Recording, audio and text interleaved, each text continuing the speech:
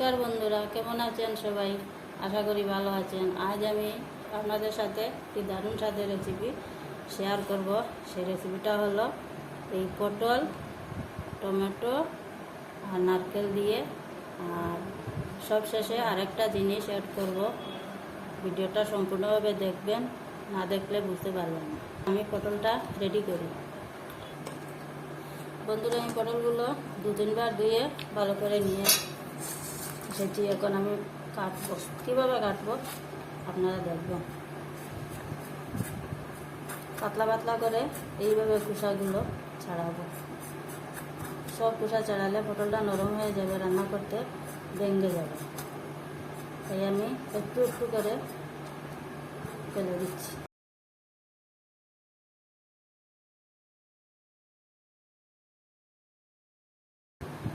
এইভাবে কাটবেন।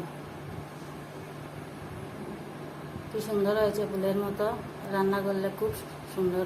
এখন আমার সবজি কাটা শেষ হয়ে গেছে। এখন আমি রান্না বসিয়ে দেব। বন্ধুরা, এখন আমি এখানে অল্প নুন আর অল্প হলুদ দিয়ে মেখে নিচ্ছি।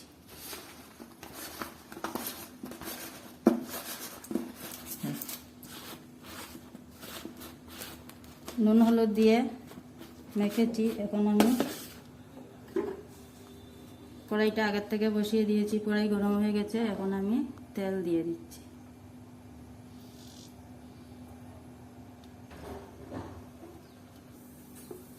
তেল গরম হয়ে গেছে। এখন আমি পটলগুলো ছেড়ে দিই।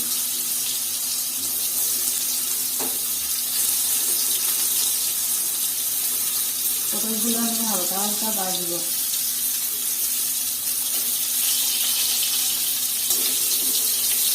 উল্টিয়ে পাল্টিয়ে একটু ভেজে তারপরে আমি নামিয়ে নেব।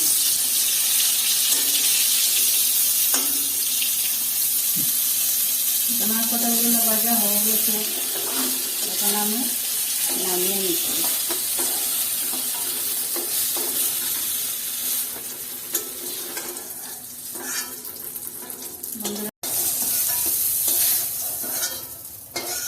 আমি আবার কড়াইতে তেল দিয়ে দিচ্ছি।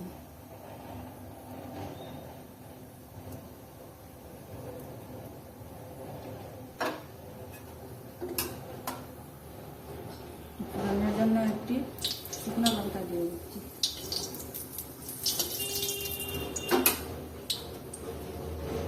আর দুটো গরম মশলা, গোটা জিরা,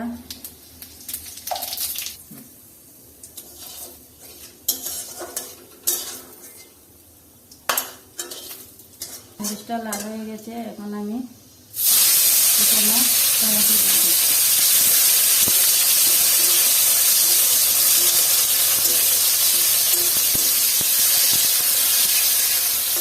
আমি দিয়ে দিচ্ছি একটা তেজপাতা।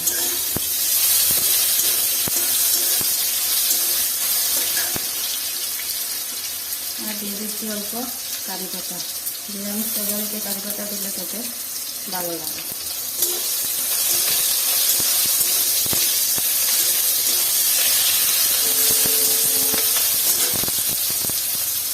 দিয়ে দিচ্ছি কাঁচা লঙ্কা।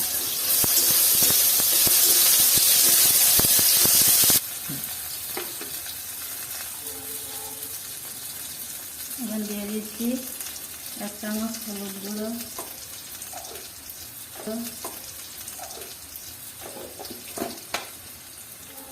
1 চামচ জিরের গুঁড়ো,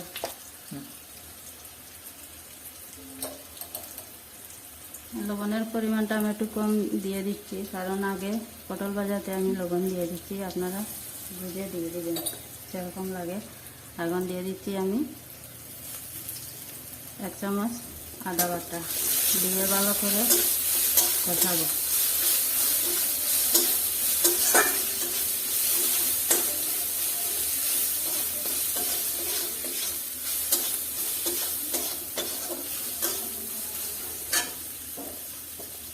এখন আমি দিয়ে দিচ্ছি 1 চামচ শুকনো লঙ্কার গুঁড়ো।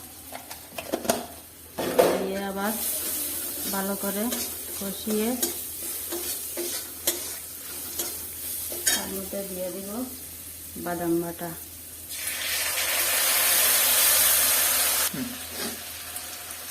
এটা দিয়ে জল দিয়েছি, এখন আর একটু কষিয়ে নেব। বাদামটা একটু কষানো হয়ে গেলে আমি ঝোলটা দিয়ে দিব।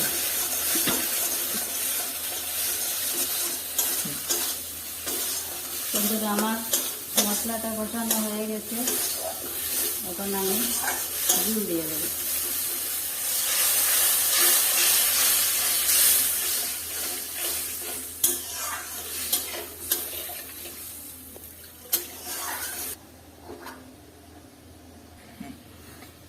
ঝোলটা গরম হয়ে গেছে, এখন আমি পটলগুলো ছেড়ে দিয়েছি।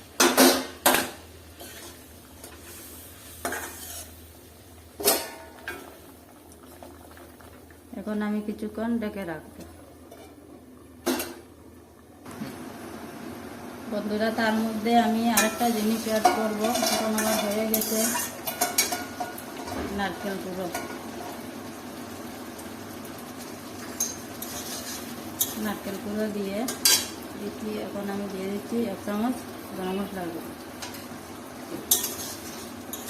দেখতে কত সুন্দর হয়েছে, কি সুন্দর গন্ধ বেরিয়ে আসছে, মনে হচ্ছে এখন খেয়ে নেব। বন্ধুরা, এইভাবে বানিয়ে একদিন খাবে, গরম ভাতের সঙ্গে খেতে খুব ভালো লাগবে। এখন আমি বাটিতে নামিয়ে নিচ্ছি। বন্ধুরা, যদি আমার এই রেসিপিটা ভালো লাগে তাহলে আপনাদের নতুন বন্ধুদের চ্যানেলকে সাবস্ক্রাইব করে পাশে থাকবে। আর এই রেসিপিটা অন্তত একবার বানিয়ে খাবে, খুব ভালো লাগে।